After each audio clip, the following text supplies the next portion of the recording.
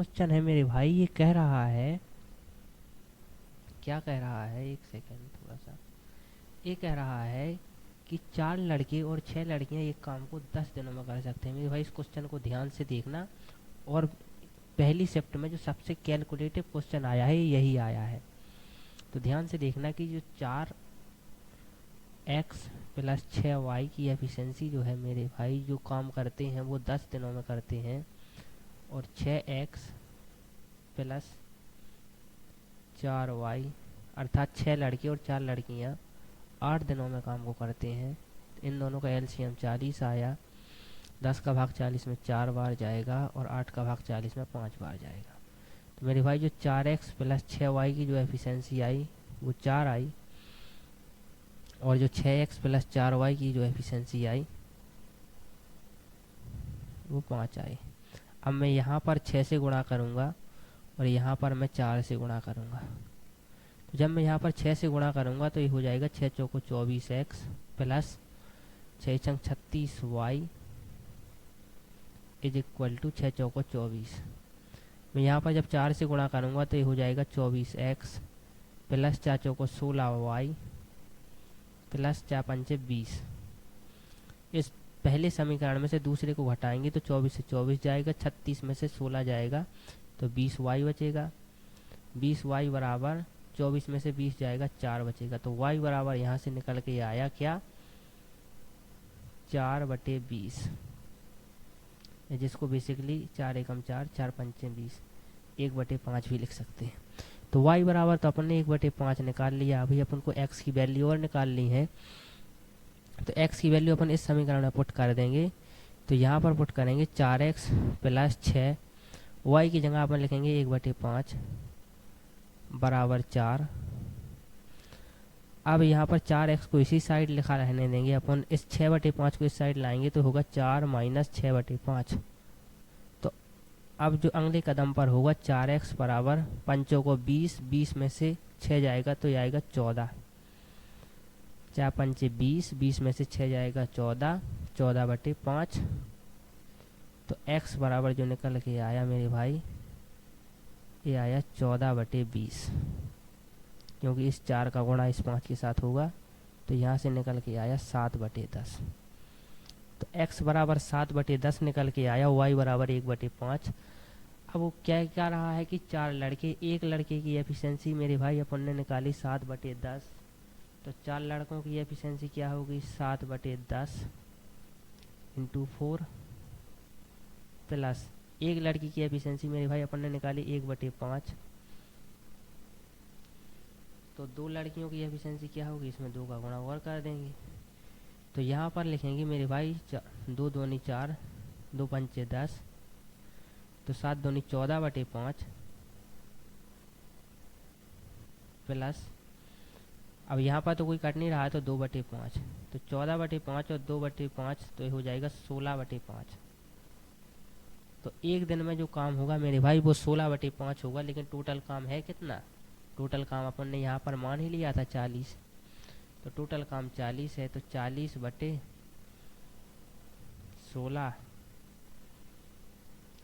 16/5, 5 है तो इस 5 का भाग गुणा हो जाएगा ऊपर।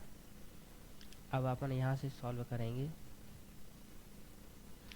यहाँ पर काटेंगे 4 40 और 4 चौका 16, 10 पाना 50, 50/4, और इसको अपन लिख सकते हैं 25/2।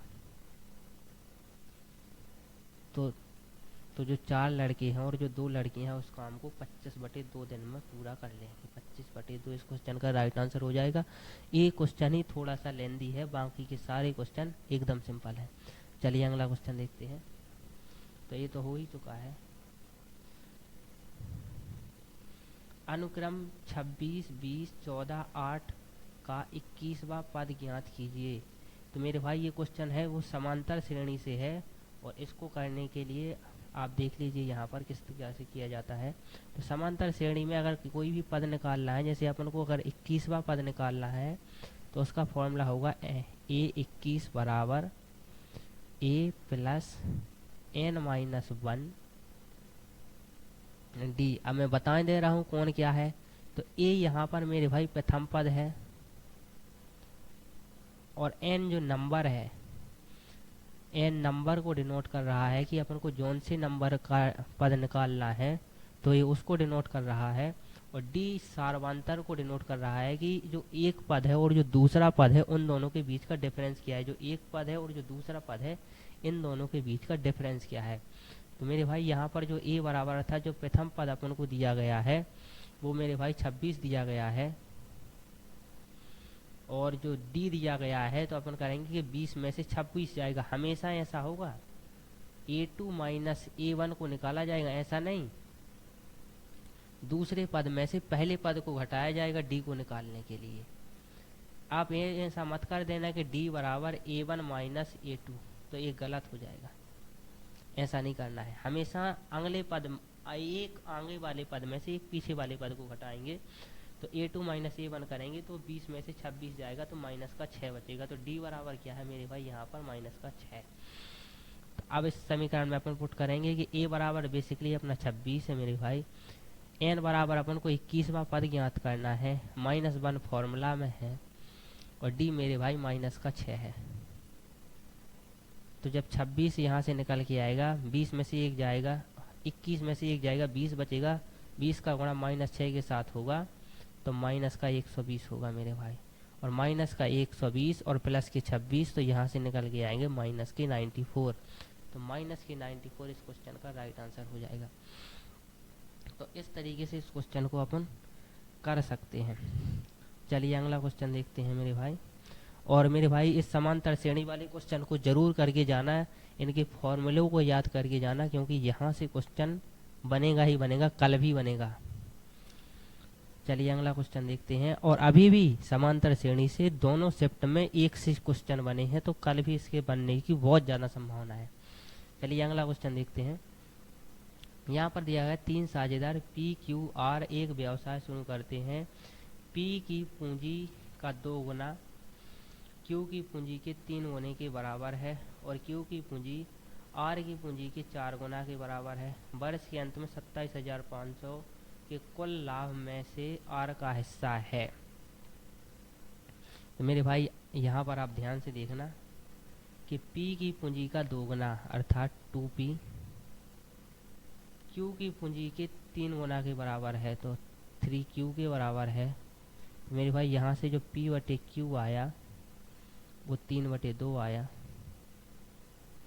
इसके अलावा फिर क्या कह रहा है कि Q की पूंजी R की पूंजी के 4 गुना के बराबर है, अर्थात जो Q की पूंजी है वो R की पूंजी के 4 गुना के बराबर है। तो यहाँ से जो Q अपॉन R आया मेरे भाई वो आया क्या,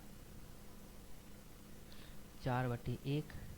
तो मेरे भाई यहाँ पर तो Q 2 है, यहाँ पर Q 4 है, तो इस यहाँ पर Q 2 है, यहाँ पर 4 है मेरे भाई, तो इन दोनों को सेम करने के लिए मैं यहाँ पर 2 से गुणा कर सकता हूँ। तो आप कहेंगे एकदम सेम, क्योंकि किसी भी भिन्न में ऊपर नीचे किसी भी संख्या का गुणा या भाग किया जा सकता है। तो यहाँ पर होगा 3 दूनी 6 बटे 2 दूनी 4, और Q अपॉन R जो निकल के आया मेरे भाई वो आया 4/1। तो अब अपन लिख सकते हैं कि जो PQR का रेशियो है मेरे भाई वो है 6:4:1। अब वो क्या कह रहा है कि लाभ इनको हुआ है 27,500 का, तो लाभ 27,500 का हुआ है, और इनकी जो निवेश पूंजी है वो 6:4:1 में है, और जिस रेशियो में राशि को निवेश किया जाता है उसी रेशियो में उनको लाभ प्राप्त होता है। ये तो अपन जानते ही हैं। अपन से इसने पूछा है कि R का जो लाभ का हिस्सा है वो बता दीजिए। तो R को अपन को 1 ही यूनिट का लाभ हुआ है, और टोटल यूनिट कितनी है, 6 और 4 10 और 11। तो 11 यूनिट में से अपन को 1 ही यूनिट का मान निकालना पड़ेगा। तो यहाँ से 11 एकम 11 होगा, 11 दूनी 22, 5 बचेगा, 11 पाना 55 और 2 0। तो मेरे भाई तो जो R की वैल्यू आई निकल के वो 2500 आई, R की वैल्यू निकल के 2500 आई। चलिए अगला क्वेश्चन देखते हैं। अगला क्वेश्चन दिया गया है मेरे भाई कि एक लड़का 9 किलोमीटर प्रति घंटा की गति से 25 मीटर भुजा वाले एक वर्गाकार मैदान के चारों ओर दौड़ने में कितना समय लगाएगा। तो मेरे भाई ये है, अगर यदि वर्गाकार मैदान मान लिया जाए तो लड़का यहाँ से दौड़ेगा, यहाँ यहाँ यहाँ यहाँ दौड़ेगा, तो अर्थात कहाँ दौड़ेगा, वर्ग के परिमाप पर दौड़ेगा। तो वर्ग का परिमाप क्या होता है, वर्ग का परिमाप होता है मेरे भाई 4 गुणा भुजा। तो मेरे भाई एक भुजा की लंबाई उसने क्या दी गई है कि 25 मीटर है। तो जो 4 गुणा 25 करेंगे अपन, तो यहाँ से जो वर्ग का परिमाप आया वो 100 मीटर। वर्ग का परिमाप जो आया मेरे भाई वो 100 मीटर आया।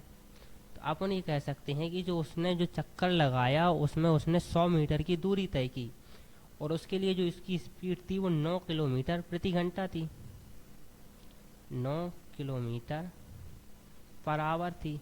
लेकिन अब यहाँ पर अपन को समय निकालना है। तो मेरे भाई समय का फॉर्मूला भी आप लिख लीजिए। समय का जो फॉर्मूला होता है मेरे भाई वो होते हैं दूरी बटे चाल। लेकिन मेरे भाई जो यहाँ पर दूरी दी गई है वो मीटर में दी गई है, और जो चाल दी गई है वो किलोमीटर में दी गई है। तो इस दूरी को या इस चाल को, इन दोनों को एक ही रेशियो में लाना पड़ेगा। तो अपन ये कहेंगे कि जो 9 किलोमीटर पर आवर है इसी को मीटर में बदलने ले रहे हैं, मीटर पर सेकंड में। तो मीटर पर सेकंड में बदलने के लिए 5/18 से अपन को गुणा कर लेंगे, तो ये मीटर पर सेकंड में बदल जाएगी। तो यहाँ से आएगा 9 एकम 9, 9 दूनी 18, 5/2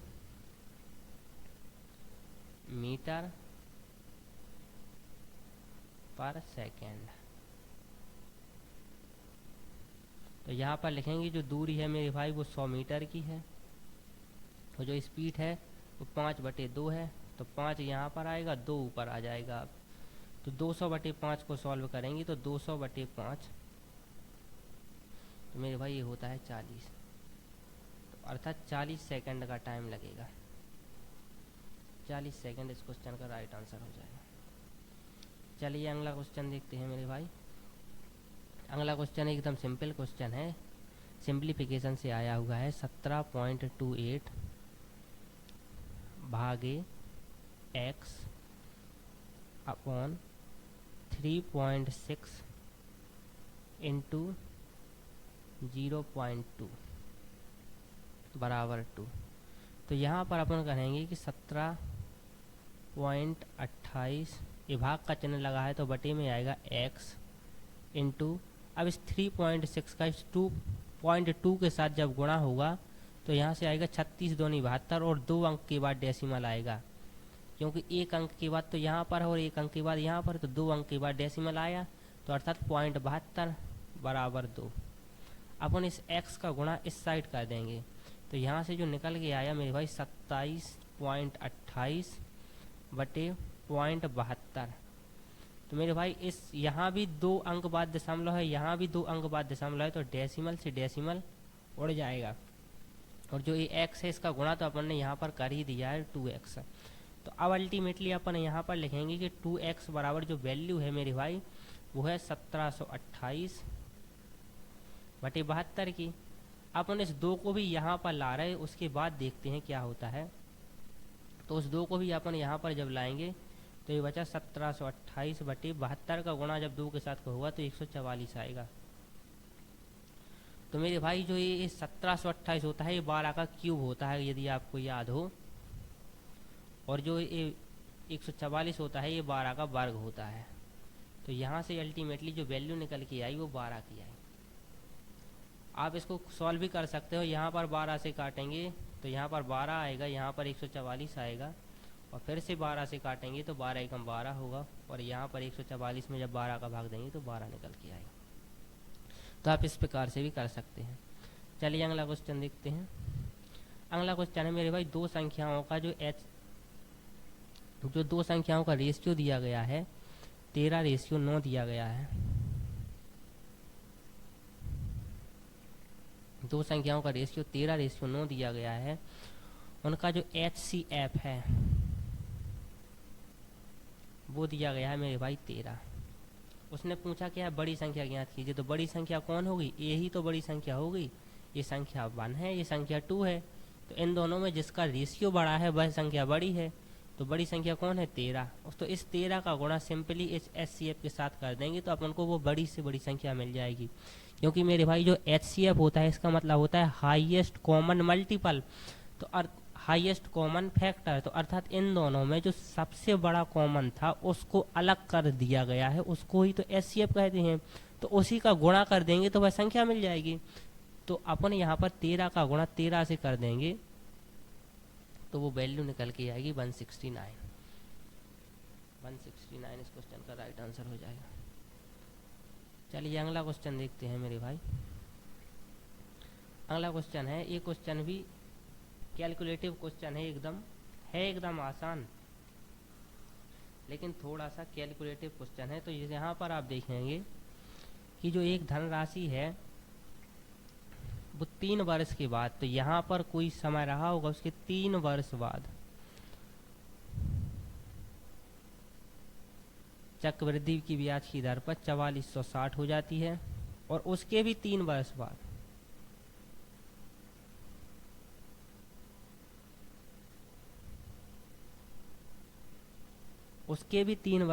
ये 6990 हो जाती है मेरे भाई। तो मेरे भाई जब भी आपको चक्रवृद्धि ब्याज का इस प्रकार का क्वेश्चन मिले कि दोनों में जो नंबर ऑफ ईयर है वो समान है मेरे भाई, यहाँ पर भी नंबर ऑफ ईयर समान है और यहाँ पर भी नंबर ऑफ ईयर है, अर्थात यहाँ भी 3 साल का गैप दिया गया है वर्षों में और यहाँ पर भी 3 साल का अंतर ही दिया गया है वर्षों में। तो जब भी इस प्रकार की स्थिति बने तो उन दोनों के लिए जो चक्रवृद्धि ब्याज में, सिंपल इंटरेस्ट की बात नहीं कर रहा हूँ, चक्रवृद्धि ब्याज में जो प्रिंसिपल और जो अमाउंट का रेशियो पहले 3 वर्ष के लिए होता है वही सेम रेशियो अगले 3 वर्ष के लिए भी होता है। जैसे मैं यहाँ पर कहूँ कि जो इस 3 वर्ष के लिए चक्रवृद्धि ब्याज में जो प्रिंसिपल और जो अमाउंट का रेशियो A/B है, तो अगले 3 वर्ष के लिए भी जो A/B ही होगा। अर्थात अगर मैं कहूँ कि यहाँ से यहाँ तक का रेशियो 1/2 है, तो यहाँ से यहाँ तक के लिए भी 1/2 ही होगा। समझे मेरी बात को? तो यहाँ पर अपन रेशियो निकाल ले रहे हैं कि जो प्रिंसिपल है, यहाँ पर जो मेरे भाई जो राशि का जो रेशियो है, आप यहाँ पर ध्यान से देखना वो क्या है, 446 रेशियो 699। तो यहाँ पर भी रेशियो क्या होगा, 446 और 699 यही होगा मेरे भाई। लेकिन इस 699 की अपन को रियल वैल्यू भी यहाँ से यहीं से मिल जाएगी। इस 699 की रियल वैल्यू अपन को मिल गई, क्या है, 4460 है। रियल वैल्यू में अपन इस जीरो को भी कैलकुलेट करेंगे, ये 4460 ही रियल वैल्यू मानी जाएगी। ये तो अपन ने रेशियो वैल्यू मानी कि ये अगर 446 है तो ये 669 है। तो जो रियल वैल्यू है 4460 है, तो अपन ये कहेंगे कि जो 4460 है मेरे भाई वो 699 की वैल्यू है, और अपन यहाँ पर 446 की वैल्यू अपन को ज्ञात करनी है। अभी थोड़ा सा क्वेश्चन कैलकुलेटिव है, जब आप इसको सॉल्व करेंगे तो यहाँ से जो आंसर निकल के आएगा वो आएगा 2973 रुपया 33 पैसा। और यहाँ पर आप ध्यान से देखना, इस क्वेश्चन को आपको सॉल्व भी करना पड़ेगा, क्योंकि यहाँ पर डिजिटल सम भी नहीं लगेगा। डिजिटल सम इसलिए नहीं लगेगा क्योंकि यहाँ पर जो डिनोमिनेटर है उसके अंकों का योग 3 है, और जब ये भी डिनोमिनेटर में अंकों का योग जैसे 9 9 18 18 और 1 सेकेंड 669 है यहाँ पर, सॉरी यहाँ पर तो मैं मिस्टेक कर रहा था।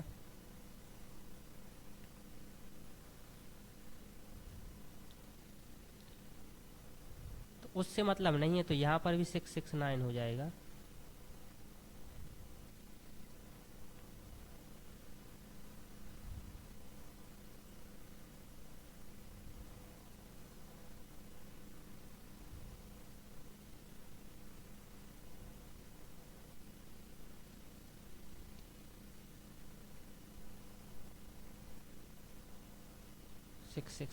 और जब इसको सॉल्व करेंगे तो आंसर आएगा अपना 2933 रुपया 2973 रुपया 33 पैसे।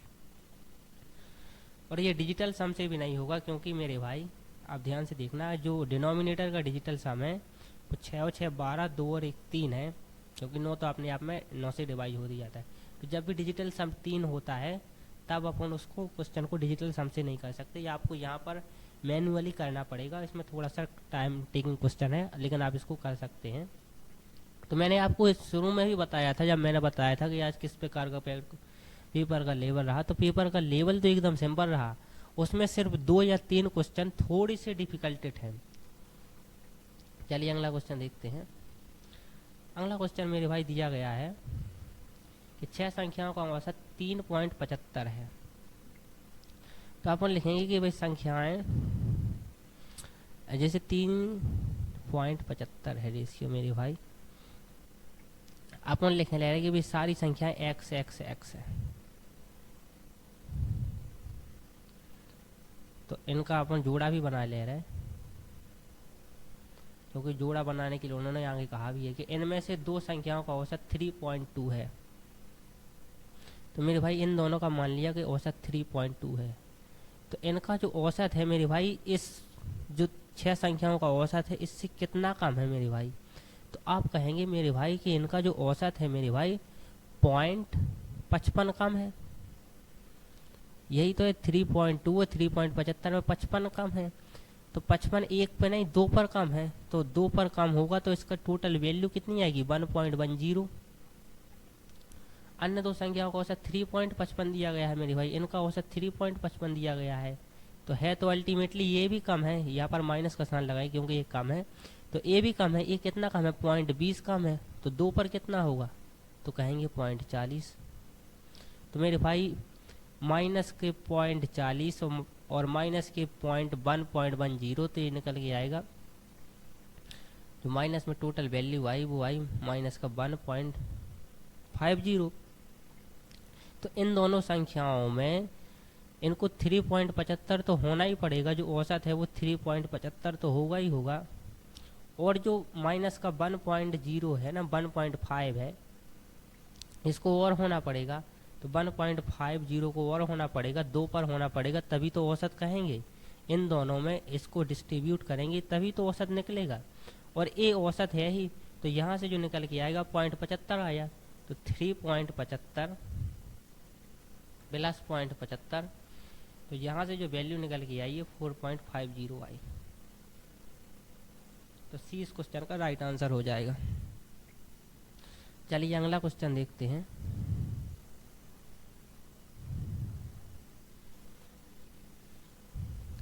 अगला क्वेश्चन है मेरे भाई 50 72.19 361.312 प्लस वहाँ पर क्वेश्चन मार्क दिया गया है, उसकी वैल्यू दी गई है। तो यहाँ पर लिखा है 50 72.19 प्लस 36.8.312 प्लस x। इसकी जो वैल्यू दी गई है मेरे भाई 9018.618 दी गई है। तो इनको पहले अपन ऐड करेंगे। तो 2 के लिए तो कुछ भी नहीं है, 2 ही रहेगा। 2 9 और 1 10 होगा।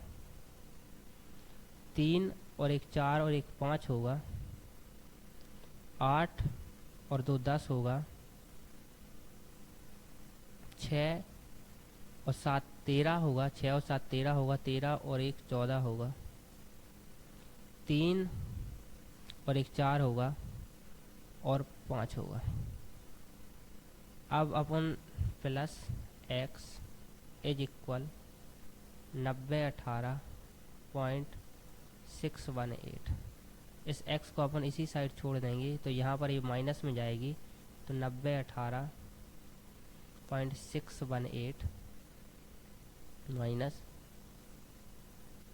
5440.502। तो यहाँ पर 8 में से 2 जाएगा, 6 बचेगा। यहाँ पर 6 2 की यूनिट डिजिट है तो आगे भी सॉल्व करना पड़ेगा। 11 में एक का एक ही आएगा। 6 में से 5 जाएगा, 1 बचेगा। तो अब आपको आंसर अभी भी नहीं मिला। 8 आएगा यहाँ पर। 11 में से 4 जाएगा, 7 बचेगा। 10 में से 5 जाएगा, 5 बचेगा। और 9 में से 6 जाएगा, 3 बचेगा। तो 35 78 116। तो ये पहला इस क्वेश्चन का राइट आंसर हो जाएगा। और सेम इसी प्रकार के क्वेश्चन 2018 में भी अपन से पूछे गए थे, आप देखना। तो मैंने जो अजय मैथ्स पर जो 2018 के मैथ्स का जो प्रैक्टिस सेट अपलोड किया है, आप उसको ज़रूर देखते जाना, क्योंकि उसमें भी इसी टाइप के क्वेश्चन पूछे गए हैं। उस वीडियो का लिंक इस डिस्क्रिप्शन में मिल जाएगा आपको। चलिए अगला क्वेश्चन देखते हैं।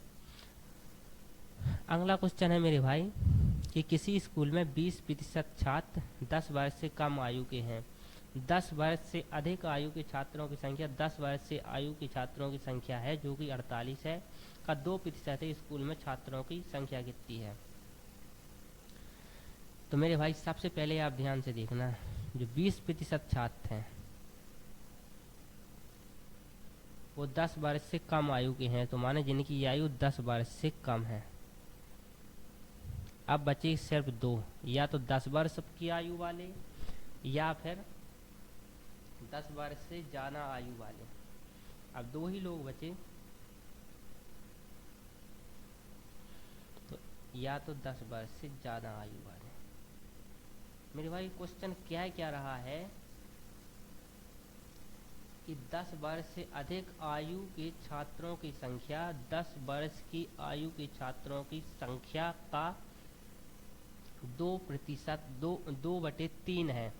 अर्थात 10 वर्ष से अधिक आयु के छात्रों की संख्या 10 वर्ष की आयु के छात्रों की संख्या का 2/3 है। अर्थात 10 वर्ष की आयु के छात्र यदि 3 हैं तो 10 वर्ष से अधिक आयु के छात्र 2 हैं। अल्टीमेटली ये कहना चाहता है। क्या कह रहा है, आप यहाँ से ध्यान से देखना। 10 वर्ष से अधिक आयु के छात्रों की संख्या 10 वर्ष की आयु की छात्रों की संख्या का 2/3 है। तो 2/3 का मतलब ये हुआ कि 10 वर्ष से अधिक यदि छात्र अगर 2 हैं तो 10 वर्ष से के छात्र जो हैं वो 3 हैं। अब इसमें जो संख्या दी गई है वो 48 दी गई है। तो मेरे भाई 10 वर्ष के छात्रों की संख्या जो दी गई है, जो 3 की वैल्यू जो क्वेश्चन में दी गई है मेरे भाई, वो दी गई है क्या? 48। और मेरे भाई जो ये 3 और जो 2 है ना मेरे भाई, आप यहाँ पर ध्यान से देखना एक सेकंड के लिए कि जो 20% दिया गया है मेरे भाई, यदि टोटल छात्र 100% हैं तो 20% तो 10 वर्ष से कम आयु वाले हो गए, तो बाकी के 80% या तो 10 वर्ष के आयु वाले हैं या 10 वर्ष से अधिक आयु वाले हैं, और उनमें भी रेशियो 3:5 है। अर्थात जो 80% है मेरे भाई, इसको 3:5 में बांटो पहले अपन। तो अपन ये कहेंगे कि जो 80% है 3 2 5, यहाँ से अपन 3 की वैल्यू निकालेंगे कि ये 48 कितने परसेंट की वैल्यू दी गई है अपन को। तो यहाँ से अपन निकालेंगे 5 एकम 5 आएगा, और यहाँ पर 16 आएगा, 16 में 32, 16 थी 48। तो मेरे भाई ये 48% है और ये 32%। और 48% की वैल्यू भी मेरे भाई 48 ही दी गई है, तो 100% की वैल्यू भी 100 ही होगी। 100% की वैल्यू 100 होगी, और अपन ने 100% निकाल लिया। तो अपन ने क्या निकाल लिया कि स्कूल में छात्रों की संख्या क्या है? तो स्कूल में छात्रों की संख्या 100 है। 1 सेकंड का भी नहीं है ये क्वेश्चन। थोड़ा सा समझने के लिए आपको इस वीडियो को आप थोड़ा सा बैक करके देख सकते हैं। चलिए अगला क्वेश्चन देखते हैं। अगला क्वेश्चन है मेरे भाई कि एक मित्र समूह में 8 सदस्य जो एक दूसरे को कार्ड भेजकर दीपावली की शुभकामनाएं देते हैं, इस समूह द्वारा इस प्रयोजन के लिए कितने कार्डों का उपयोग किया जाएगा? तो मेरे भाई जब 8 आदमी हैं या 8 सदस्य हैं, और ये 8 सदस्य हर एक सदस्य का एक एक कार्ड दे रहा है, तो मेरे भाई जो 8 सदस्य हैं वो 8 को नहीं दे रहे होंगे, क्योंकि उसमें अपने आप को भी इंक्लूड कर लेगा। तो जो 8 सदस्य हैं वो अपने अन्य 7 सदस्यों को एक एक कार्ड दे रहा है, अपने 7 अन्य सदस्यों को, 1 2 3 4 5 6 और 7। तो ये 8 अपने अन्य 7 सदस्यों को दे रहे हैं एक एक कार्ड। तो मेरे भाई जो एक सदस्य है वो 7 कार्ड देगा, जो दूसरा सदस्य दूसरा भी 7 देगा, तीसरा भी 7 देगा, 8 7 कार्ड को देंगे। तो टोटल 8 × 7 कार्ड, अर्थात 56 इस क्वेश्चन का राइट आंसर होगा, ना कि 8 × 8 64। चलिए अगला क्वेश्चन देखते हैं मेरे भाई। अगला क्वेश्चन है कि यदि बंधन 20 किलोमीटर प्रति घंटा की गति, अब ये दूसरे शिफ्ट का क्वेश्चन शुरू हो गया मेरे भाई। ये जो क्वेश्चन है ये दूसरी शिफ्ट में पूछा गया है, ये क्वेश्चन पहली शिफ्ट में पूछा गया है। और पहली शिफ्ट में वो वर्ग वाला क्वेश्चन भी पूछा गया था, आपको याद हो कि एक वर्गाकार लंबाई, वर्गाकार की एक बालक या चक्कर लगा रहा है जिसका व्यास, जिसकी जिसकी जो भुजा है वो 50 मीटर है। सेम उसी प्रकार का क्वेश्चन ये है कि वंदना 20 किलोमीटर प्रति घंटा की गति से दौड़ती है। वंदन जो गति दी गई है, जो चाल दी गई है वो 20 किलोमीटर दी गई है पर आवर। और मेरे भाई उसे 500 मीटर की दूरी तय करने में कितने मिनट लगेंगे, तो 500 मीटर। तो मेरे भाई इस 500 मीटर को अपन किलोमीटर में बदल लेंगे, तो किलोमीटर में बदलने के लिए क्या करेंगे, 1000 से भाग करेंगे, क्योंकि 1000 मीटर बराबर होता है 1 किलोमीटर। तो 1000 से भाग देंगे अपन यहाँ पर, तो 2 जीरो से 2 जीरो कट जाएगा, 5/10 आएगा बेसिकली। तो इसको लिख सकते हैं 1/2। अब समय अपन को यहाँ पर भी निकालना है, तो समय बराबर 1 किलोमीटर है भाई। दोगे दूरी बटे चाल, दूरी दी गई है मेरे भाई 1/2 और जो चाल दी गई है वो 20 किलोमीटर पर आवर। तो यहाँ से जो समय आया वो 1/40 आवर आया, क्योंकि जो चाल दी गई है मेरे भाई वो घंटों में दी गई है, अर्थात किलोमीटर पर घंटे में। तो जो समय भी आएगा वो भी घंटे में ही आएगा। अब अपन जानते हैं कि घंटों को मिनट में बदलने के लिए 60 से गुणा अपन कर सकते हैं, तो 1/40 गुणा 60 करेंगे, 1 जीरो से 1 जीरो कट जाएगा। 6/4 को अपन लिख सकते हैं, 2 से काटेंगे 2 आएगा यहाँ पर 3 आएगा, 3/2 को अपन लिख सकते हैं 1.5। तो 1.5 इस क्वेश्चन का राइट आंसर हो जाएगा। चलिए अगला क्वेश्चन देखते हैं मेरे भाई। अगला क्वेश्चन है मेरे भाई कि 11 परिणामों का औसत 50 है।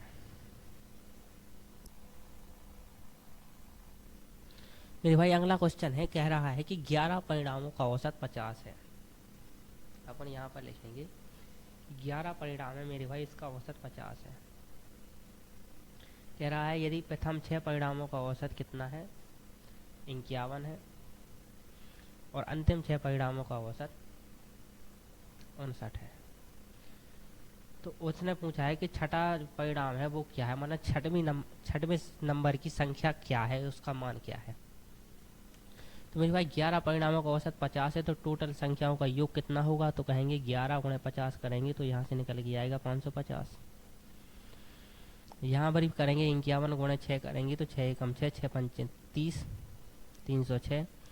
और यहाँ पर भी करेंगे 9 छक्के 54 की 4 और 6 पंचे 30, 30 और 5 35।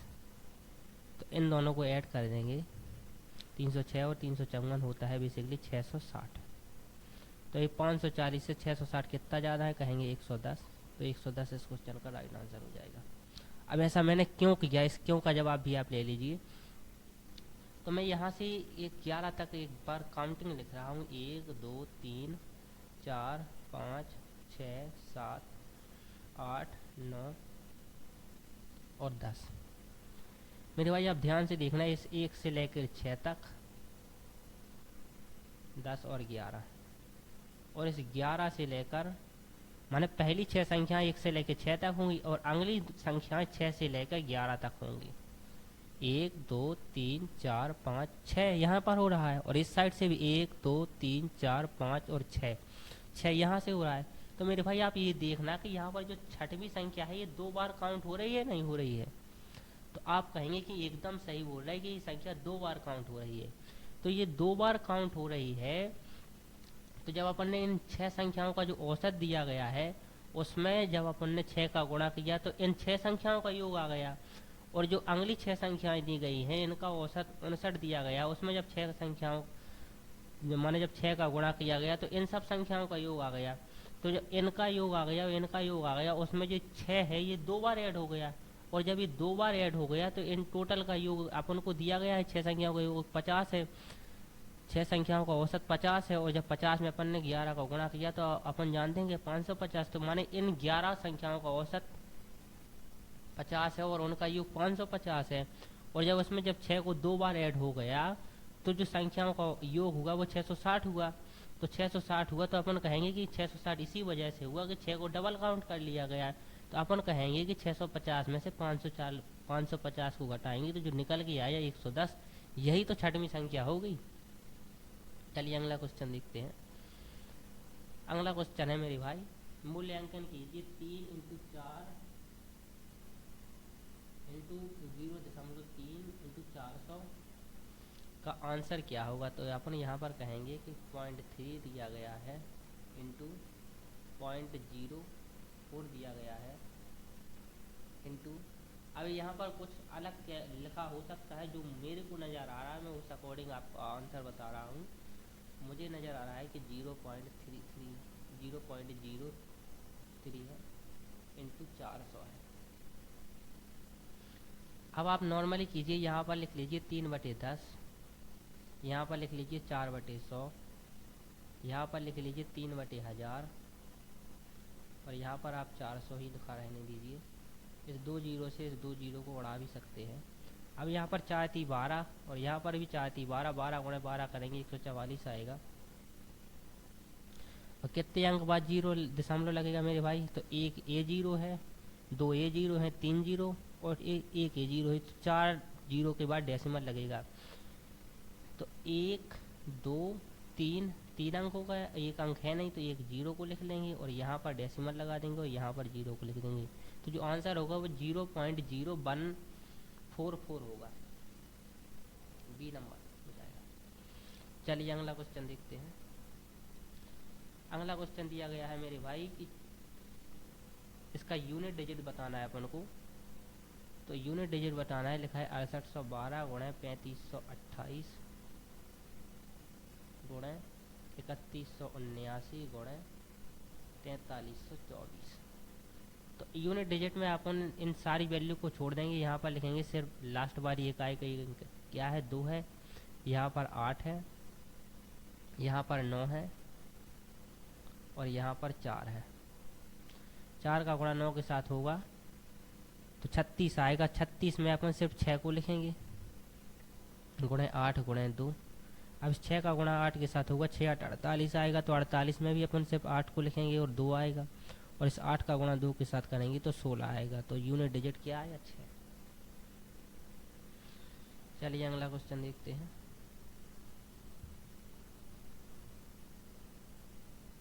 अगला क्वेश्चन ये है मेरे भाई, अब ये क्वेश्चन भी समानता श्रेणी का है एकदम, और इस पहली शिफ्ट में भी समानता श्रेणी का क्वेश्चन पूछा गया है। तो मैं इसीलिए आपसे कह रहा हूँ कि जो कल की पहली शिफ्ट में जो क्वेश्चन पूछे जाएं उनको आप जरूर देख के जाना, क्योंकि दूसरी शिफ्ट में हूबहू वही क्वेश्चन आने के बहुत ज़्यादा चांसेस हैं। तो आप यहाँ से देखना कि जो अनुक्रम दिया गया है वो 14 10 6 2 दिया गया है। इसका अपन को 14वां पद ज्ञात करना है। तो इसी वीडियो में बताया आप an बराबर a plus n minus 1d। आप वहाँ से इसको देख लेना, यहाँ पर मैं कराए दे रहा हूँ। a बराबर यहाँ पर 14 है, n माइनस 1 होगा 13, d का मान यहाँ पर -4 है। तो ये होगा 13 चौका 52 माइनस के और प्लस के 14 होंगे। तो यहाँ से जो निकल के आएगा -38। चलिए अगला क्वेश्चन देखते हैं। अगला क्वेश्चन एकदम सिंप्लीफिकेशन का है, लिखा है 4/12 × 3/2। अब एकदम यहाँ पर गुणा में ही अपन को लिख सकते हैं, भागे लिखा है 4/8 तो अपन इसको गुणा में लिख सकते हैं 8/4 -12 + 4। अब अपन लोग यहाँ से सॉल्व करेंगे इसको। 4 दूनी 8 होगा और 8 से 8 कैंसिल हो जाएगा, और 4 × 3 12 होगा, 12 से 12 कैंसिल हो जाएगा। तो यहाँ से आया 1 - 12 + 4, तो 4 और 1 5 हो जाएगा, -12। तो यहाँ से निकल के आया -7 इस क्वेश्चन का राइट आंसर। चलिए अगला क्वेश्चन दिया गया है कि एक गांव में हैजा के कारण 10% लोगों की मृत्यु हो गई। अगला क्वेश्चन है मेरे भाई, एक गांव में हैजा के कारण 10% लोगों की मृत्यु हो गई और इसके कारण शेष लोगों में से 25% लोगों ने गांव छोड़ दिया। फिर जनसंख्या घटकर 2025 रह गई। गांव में मूलतः रहने वाले लोगों की संख्या ज्ञात कीजिए। तो मेरे भाई गांव में 25% लोगों की तो मृत्यु 10% लोगों की मृत्यु हो गई और 25% लोगों ने गांव को छोड़ दिया। तो अपन ये कहेंगे, मैं ये कहूँगा कि जो 10% लोगों की मृत्यु हुई तो 90% लोग बचे, लेकिन मैं यहाँ पर मान के चल रहा हूँ कि जो गांव में जो बच्चे हैं मेरे भाई वो 100% लोग बचे, जो शेष बचे माने जो 10% की मृत्यु हो जाने के बाद, मैं ये जानता हूँ कि जो 100% वैल्यू है ये टोटल की 90% है, लेकिन मैं ये मान के चलूंगा कि जो अभी जो आबादी जो बची है वो अपने आप में 100% है, और मैं ये जानता हूँ कि जो 100% है अपने आप में 90% की वैल्यू है। तो अपन इस जो अभी जो बचे हुए हैं उनको 100% मानकर उनकी जनसंख्या निकाल ले रहे। उसके बाद अपन 90% की जनसंख्या अपन आंसर आ जाएगा, 90% की जनसंख्या का आंसर आ जाएगा, उसमें अपन 10% जनसंख्या और ऐड कर लेंगे। तो मैं ये कहूँगा कि अभी जो जनसंख्या बची वो 100% बची है अपने आप में। तो इसमें से 25% जो जनसंख्या है मेरे भाई उसने गांव को छोड़ दिया, तो 75% अभी भी गांव में है। और इस 75% की वैल्यू क्वेश्चन में 2025 दी गई। तो 100% की वैल्यू क्या होगी मेरे भाई?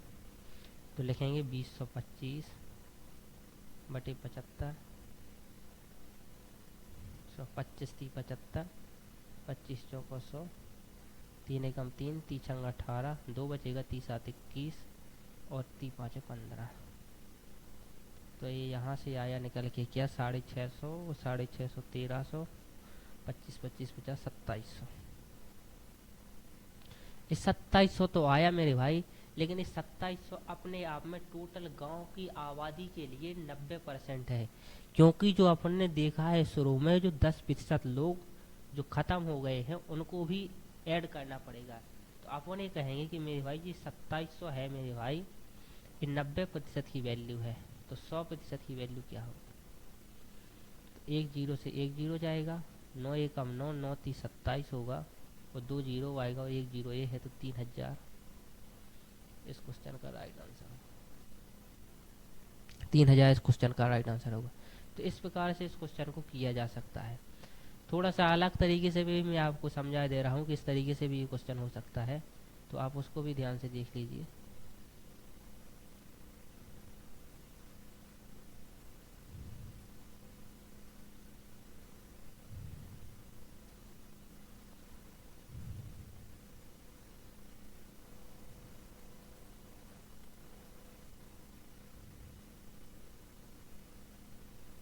Just a second.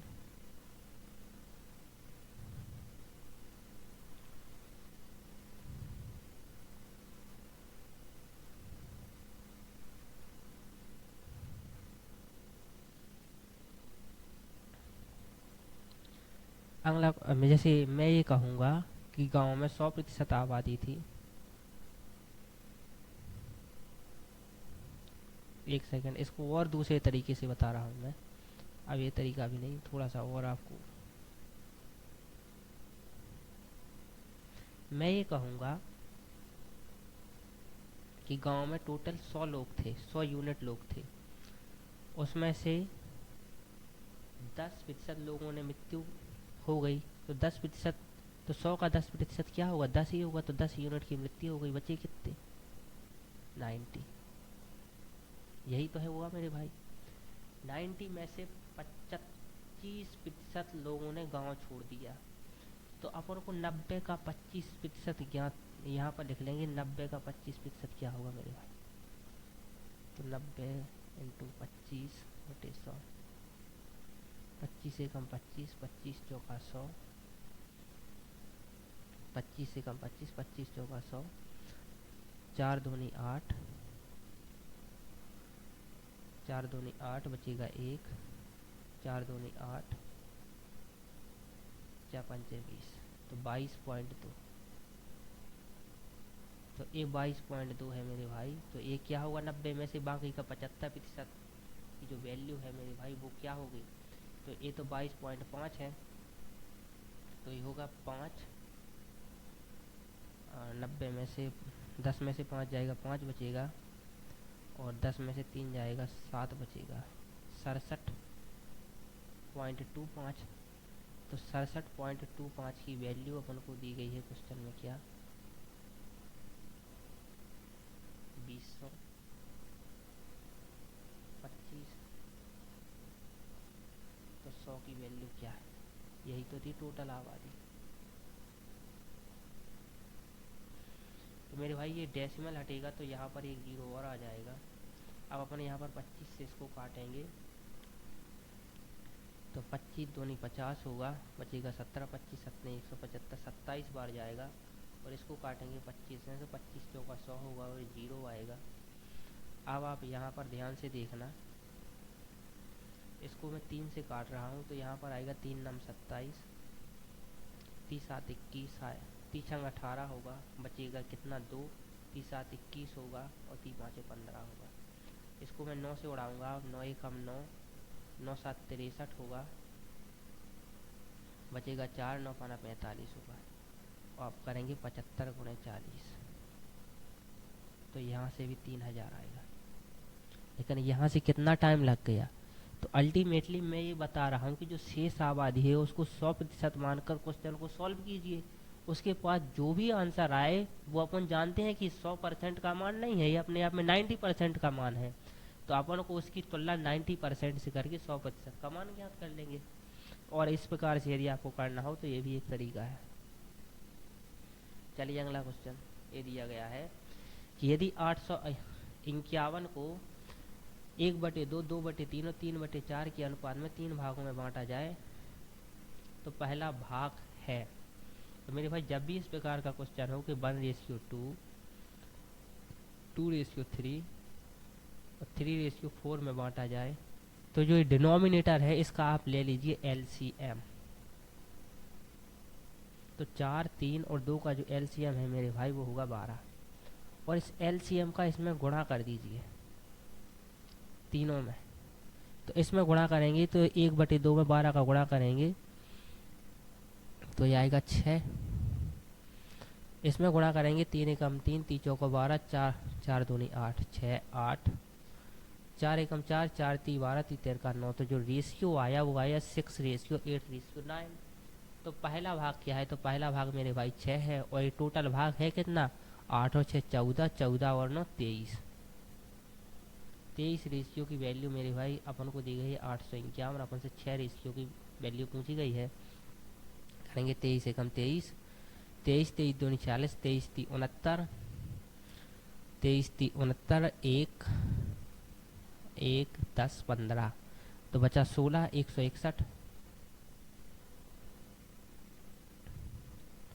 तो अब 161 बचा मेरे भाई, तो 30 7 21, जब 23 गुणे 7 करेंगे तो 7 3 21 होगा, और 7 दूनी 14 और 2 16 होगा, तो 7 बार जाएगा तो ये 7 और आएगा, तो 37 गुणा 6 करेंगे तो 6 7 42 और 6 3 18 और 4 22, तो 222 इस क्वेश्चन का राइट आंसर हो जाएगा डी।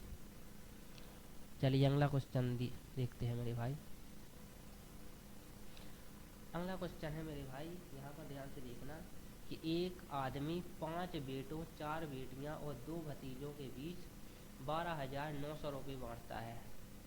तो 5 बेटे मेरे भाई, बेटे को सन लिख सकते हैं सन, 4 बेटियाँ तो 4D, और 2 भतीजा, तो भतीजा नेफ्यून के लिए N लिख सकते हैं। यदि प्रत्येक बेटी को प्रत्येक भतीजे से 4 गुना अधिक मिलता है, तो माने जो डॉटर को है मेरे भाई, प्रत्येक डॉटर को भतीजे से 4 गुना ज़्यादा मिलता है, तो करेंगे 4N। जो डी अर्थात जो एक डॉटर को है वो नेफ्यून का 4 गुना मिलता है। ठीक है मेरे भाई, यही है। तो आगे स्टेटमेंट क्या है कि प्रत्येक बेटे को भतीजे से 5 गुना मिलता है, तो प्रत्येक जो सन है मेरे भाई, सन को जो है मेरे भाई नेफ्यून से 5 गुना ज़्यादा मिलता है, तो यहाँ पर लिखेंगे 5। तो यहाँ से मेरे भाई जो डी और एन का रेशियो आया, ध्यान से देखना आप, 4:1 आया। और यहाँ से जो मेरे भाई एस और जो एन का रेशियो आया वो 5 और 1 आया। तो एन यहाँ पर भी 1 है और एन यहाँ पर भी 1 है, तो अपन एकदम लिख सकते हैं कि जो एस डी और एन का जो रेशियो है मेरे भाई वो 5:4:1 है। माने सन को 5 मिलेगा तो डॉटर को 4 मिलेगा और नेपच्यून को 1 मिलेगा। ये तो हुई एक की स्थिति। लेकिन यहाँ पर कहा क्या गया है कि 5 बेटे हैं, तो एक बेटे को 5 हिस्सा मिल रहा है मेरे भाई, तो 5 बेटों को क्या 25 हिस्सा मिलेगा। 4 डॉटर है तो एक डॉटर को 4 हिस्सा मिल रहा है, तो 4 डॉटर को 16 हिस्सा मिलेगा। और नेपच्यून कितने हैं, 2 भतीजे हैं, तो एक भतीजे को 1 यूनिट मिल रहा है, तो 2 भतीजों को 2 यूनिट मिलेगा। तो 25 और 16 कितना होता है 41, 41 और 2 43। तो 43 यूनिट को बांटना है कितने में मेरे भाई, 43 यूनिट को बांटना है 12,900 में। और पूछा क्या है उसने कि बेटी का हिस्सा बताइए, तो प्रत्येक बेटी का हिस्सा बताइए। तो आप यहाँ पर मेरे भाई अब प्रत्येक बेटी के लिए 25 का मान मत ज्ञात करने लग जाना, ये तो 5 बेटियों का हिस्सा हो जाएगा। प्रत्येक बेटी का हिस्सा मेरे भाई 5 होगा, तो यहाँ पर 5 से गुणा कर देंगे। 43 का 3 गुना होता है मेरे भाई 129, ध्यान से देखना। तो ये आया 300। अब 300 का गुणा जब 5 के साथ करेंगे तो 1500 इस क्वेश्चन का राइट आंसर हो जाएगा। चलिए अगला क्वेश्चन देखते हैं। अगला क्वेश्चन है मेरे भाई, दीपेश और तुषार अलग अलग कार्य करते हुए एक कार्य को 9 और 12 दिनों में कर सकते हैं। दीपेश 9 दिनों में कर सकता है मेरे भाई, और जो तुषार है वो काम को 12 दिनों में कर सकता है। दीपेश से प्रारंभ करने में बारी बारी से काम करते हैं तो कार्य कितने दिनों में पूरा हो जाएगा। तो मेरे भाई 12 और 9 है, इनका जो एलसीएम है 36 होगा, तो इसकी एफिशिएंसी 4 आई, इसकी एफिशिएंसी 3 आई। तो ये दोनों मिलकर एक दिन में काम अल्टीमेटली कितना करेंगे, 4 और 3 7 यूनिट। लेकिन ये कहा गया है कि जब एक काम करेगा पहले दिन तो दूसरा काम नहीं करेगा, तो ये कहेंगे कि जो एक दिन में काम हो जाना चाहिए था वो 2 दिन में होगा। तो अपन ये कहेंगे कि 2 दिन में मेरे भाई जो काम कर पाते हैं वो 7 कर पाते हैं।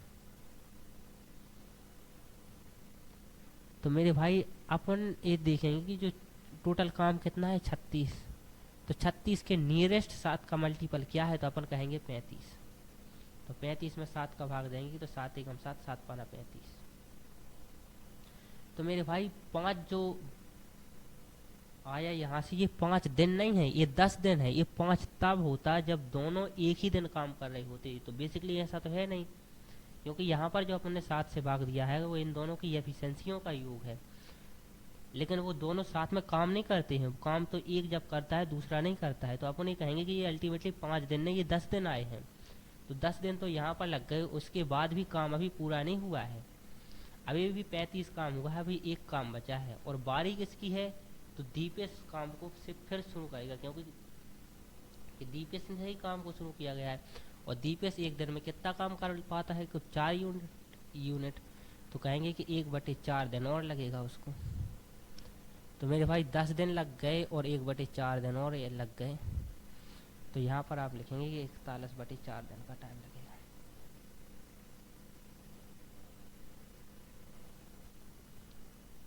चलिए 27वां क्वेश्चन दिया गया है मेरे भाई, इस क्वेश्चन को आप ध्यान से देखना। ये क्वेश्चन कल भी पूछा जा सकता है मुझे लगता है। आप ध्यान से देखना कि 33 मीटर कपड़ा बेचने पर व्यक्ति को 11 मीटर कपड़े का विक्रय मूल्य का लाभ प्राप्त हो गया है। तो बेसिकली ये कहना चाह रहा है कि जब वह 33 मीटर कपड़ा को बेच देता है तो जो उसको लाभ है वो 11 मीटर कपड़ा बेचने के बराबर लाभ हो जाता है। तो अल्टीमेटली आप ये कहेंगे जो विक्रय मूल्य है 33 का और जो लाभ है वो 11 का है। तो मेरे भाई जब विक्रय मूल्य 33 है और लाभ 11 है तो कॉस्ट प्राइस क्या होगा यार, अर्थात क्रय मूल्य क्या होगा। तो 33 में से 11 जाएगा तो कहेंगे 22। तो अपन 22 की चीज़ को 33 में बेचा, 11 को लाभ हो रहा, तो लाभ प्रतिशत ज्ञात करने के लिए लाभ प्रतिशत बराबर लाभ गुणे 100 बटे क्रय मूल्य 22 है। तो 11 एकम 11, 11 दूनी 22, 100 बटे 2 यानी 50%। अब इस क्वेश्चन को मैं आपको एक एग्जाम्पल के द्वारा भी समझाने की कोशिश करूंगा, थोड़ा सा आप देखना। ये तो हो गया, अब मैं इसको थोड़ा सा इरेज कर रहा हूँ अभी।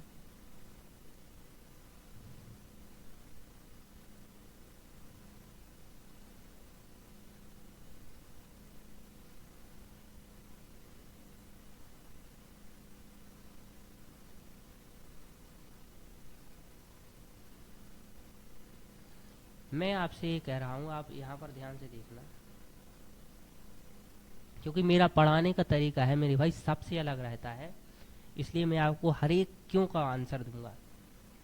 मैं ये कहूँगा कि कोई चीज़ 100 रुपये में आ रही थी, माने वस्तु का मूल्य 100 रुपये था कॉस्ट प्राइस, और वो उसको 150 रुपये में बेच रहा था।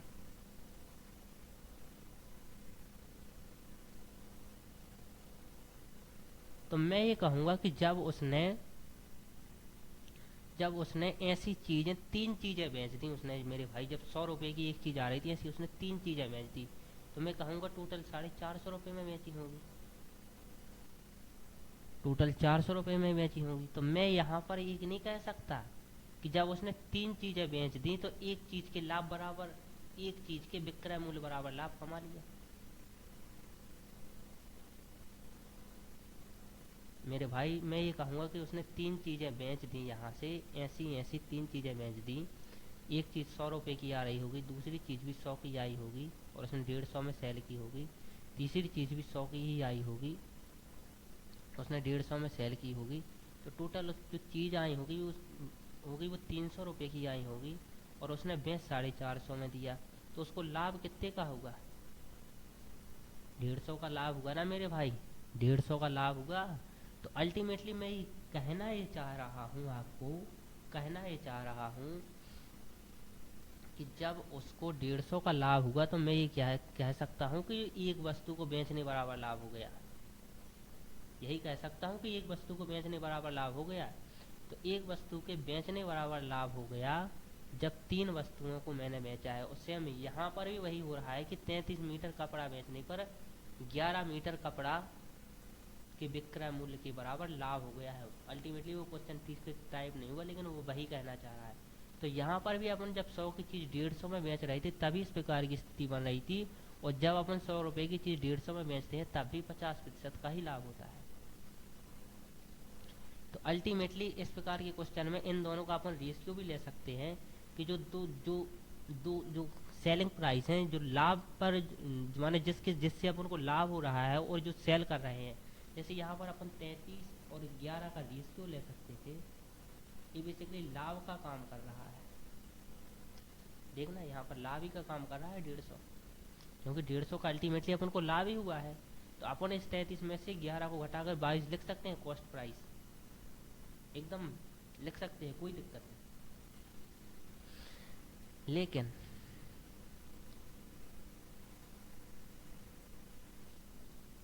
अपन चाहे तो इसका रेशियो भी लिख सकते हैं, अपन चाहे तो इसका रेशियो भी लिख सकते हैं। तो रेशियो अपन लिख देंगे 11 33, 11 एकम 11। मैं ये कहूँगा कि लाभ 1 हुआ है, बेची 3 है, तो खरीदी कितनी 2। तो 2 पर 2 की चीज़ 3 में बेच रहे तो अल्टीमेटली 50% ही तो होगा। तो इस प्रकार इस क्वेश्चन को किया जा सकता है। आपको बहुत बेहतर तरीके से समझ में आया होगा, मैं यही आशा करता हूँ। कमेंट करके ज़रूर बताएं ये कॉन्सेप्ट आपको समझ में आया कि नहीं आया। चलिए मेरे भाई 28वां क्वेश्चन देखते हैं कि एक राशि को 3 वर्ष के लिए निश्चित दर पर साधारण ब्याज पर रखा गया, इसे 2% अधिक दर पर रखा गया होता तो 420 अधिक रुपये प्राप्त होते, राशि याद कीजिए। तो मेरे भाई 2% अलग पर रखा जाता तो इस 2% की वजह से अपन को 3 साल बाद सिर्फ इस 2% की ज़्यादा रखा जाता तो इस 420 रुपये मिलता। तो अल्टीमेटली 1 साल के लिए 2%, 2 साल के लिए 2%, 3 साल के 2%, तो अल्टीमेटली 6% अधिक हो गया ना। एक second, just a second. Ultimately 6% अधिक पर रखा जाता 1 साल के लिए तो 420, और 1 साल के लिए जो दिया गया है 6%, तो अपन ही कहेंगे कि जो ये 6% है 1 साल के लिए वह प्रिंसिपल ही का होता है, माने जो प्रिंसिपल जो मूलधन होता है उसी का 6% होता है 1 साल की स्थिति में। क्योंकि 1 साल के लिए अपन लिखते क्या है, आप ध्यान से देखना, जो SI बराबर होता है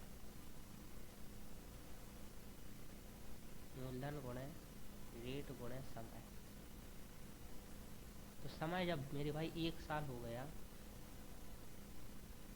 तो ये जो रेट 2% दी गई है, 2% अधिक पर दी जाती, तो बेसिकली मेरे भाई ये जो मेरे भाई जो प्रिंसिपल है इसी को इफेक्ट करती डायरेक्ट। क्योंकि 2 साल एक बार लिए जाते, 2 साल एक बार लिए जाते, 2 साल 2% एक बार लिए जाती, टोटल 6% ली जाती, तो प्रिंसिपल को 6% बढ़ाने का काम करती। तो मेरे भाई इसी 6% की वैल्यू क्वेश्चन में 420 दी गई है, तो 6% की वैल्यू अपन कहेंगे 420 है।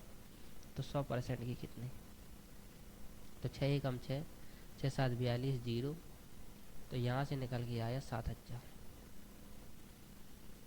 लास्ट क्वेश्चन देखते हैं मेरे भाई।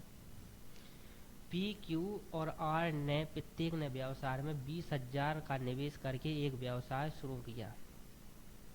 आप ध्यान से देखना कि हर एक ने, यहाँ पर भी लैंग्वेज में एरर है, सिर्फ यहाँ पर इंग्लिश लैंग्वेज में समझ में आ रहा है कि P Q and R started a business each investing 20,000 after 5 month, माने प्रत्येक ने 20,000। तो आप इस बात को और ध्यान रखना मेरे भाई कि जो लाभ होता है वो बिल्कुल निवेश के समानुपाती होता है। जो जितना ज़्यादा निवेश करेगा उसको उतना ही लाभ होगा। तो इन्होंने 20,000 रुपये निवेश किए, 5 महीनों तक तो निवेश किए रहे। तो बेसिकली मैं अपन यहाँ पर 1000 को हटा रहे हैं, सिर्फ पैसे को 1000 में ही लिखेंगे। तो अब मैं ये कहूँगा कि प्रत्येक ने 20-20 निवेश किए, पी ने, क्यू ने और आर में। अपन 1000 की डेंसिटी को यहाँ पर हटा रहे हैं, डिस्टिनी को, और इन्होंने 5 मंथ तक की है, तो यहाँ पर 5 का गुणा कर लेंगे अपन। तो यहाँ पर मेरे भाई आया 100, 100 और 100। उसके बाद कहा 5 महीने बाद पी ने अपने 5,000 निकाल लिए, तो इसने कितने बचे मेरे भाई 15,000। तो जिस प्रकार से अपन ने 20,000 को 20 लिखा था, 15,000 को 15 लिखेंगे। और कितने बचे महीने 1 साल के 7, तो 7 महीने के लिए और लगाया होगा। क्यू ने अपने 4,000 निकाल लिए, तो क्यू के क्या इतने बचे 16,000, तो 16,000 को 16 लिखेंगे और इसने 7 मंथ को और लगाया होगा। और पी ने 6,000 और जमा कर दिए, तो 6,000 को अपन 6 लिखेंगे, और जो 20 है उसको 20,000 और उसने लगाए, तो 20,000 और 6,000 26,000, क्योंकि इसने निकाले नहीं है तो इसने लगाए हैं अब 26,000, और ये लगाए हैं इसने 7 महीनों के लिए। तो आप उन्हें यहाँ पर ऐड करेंगे, 15 का गुणा 7 के साथ करेंगे तो 15 छक्के 90, 15 सत्ते 105 होगा, 16 सत्ते 16 छक्के 96, 16 सत्ते 112, और जब ये गुणा करेंगे 7 छंग 42 होगा, 7 दूनी 14 और 4 18 होगा, 7 छंग 42 की 2, 7 दूनी 14 और 4 18। अब आप यहाँ पर ऐड करेंगे तो 100 और 200 105 205 होगा, 100 और 112 212 होगा, 100 और 182 282 होगा। इनको ऐड करना मेरे भाई, 12 और 5 17 और 82 99, 2 4 6, तो 699। तो टोटल यूनिट मेरे भाई 699 है। और इसकी वैल्यू क्वेश्चन में दी गई है क्या, माने जो लाभ दिया गया है टोटल 3490 है। मैं बता चुका हूँ कि जो लाभ होता है वो निवेश की रेशियो में होता है। तो टोटल निवेश जो है वो 699 यूनिट है। तो अपन ये कहेंगे कि 34,950 जो वैल्यू है वो 699 की है। उसने अपन से पूछा क्या है कि पी का हिस्सा ज्ञात कीजिए लाभ में। तो पी ने क्या, पी का हिस्सा क्या है 205। तो मेरे भाई अपन यहाँ से पहले 3 से इसको उड़ाएंगे, 3 दूनी 6, 3 3 होगा, 3 एकम 3, 3 एकम 3, 3 चंग 18, 3 5 15 और 1 0। अब ये आ गया 233। तो मेरे भाई अभी 233 आ गया। तो आप ध्यान से देखना है 1135 इस 233 का 5 गुना होता है। आप ध्यान से देखना 205 तो हो गया 1000 और 33 गुणा 5 करते हैं तो 165 आता है। आप यहाँ पर ध्यान से देखना 30 का गुणा जब 5 के साथ करते हैं तो 150 आता है और 3 का गुणा 5 के साथ करते हैं तो 15 आता है, तो 165 आएगा। तो मैं ये कह रहा हूँ कि 233 इस 1165 ये लिखा है, इसको 5 बार में काट देगा। तो अल्टीमेटली यहाँ पर क्या बचा, 50 बचा और ये क्या बचा, 205 बचा। तो 50 गुणा 205। अब अपन ये गुणा कर लेंगे।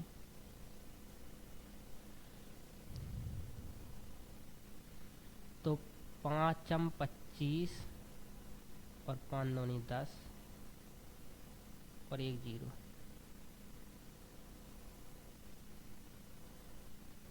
तो 102 50। तो 102 50 डी इस क्वेश्चन का राइट आंसर हो जाएगा।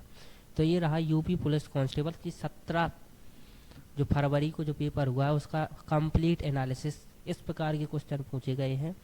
और मैं आपसे फिर से कह रहा हूं कि आपको 2018 के सारे प्रैक्टिस सेट को ज़रूर देख के जाना है। उसी लेवल के क्वेश्चन बन रहे हैं। उसका एक प्रैक्टिस सेट मैंने यूट्यूब चैनल अजय मैथ्स पर भी अपलोड किया है, तो आप उसे भी देख कर जाना, इस एनालिसिस को देख कर जाना। कल जो यूपी कांस्टेबल्स की जो फर्स्ट शिफ्ट में जो क्वेश्चन आए उसको देख कर जाना, उसको ज़रूर ही देख के जाना, क्योंकि उसी टाइप के क्वेश्चन सेकंड शिफ्ट में बनेंगे। और अगली बात ये कि समानता श्रेणी को आप ज़रूर देख के जाना। समानता श्रेणी से कल भी क्वेश्चन बना है और आज भी क्वेश्चन बनेगा, माने 18 तारीख को भी क्वेश्चन बनेगा।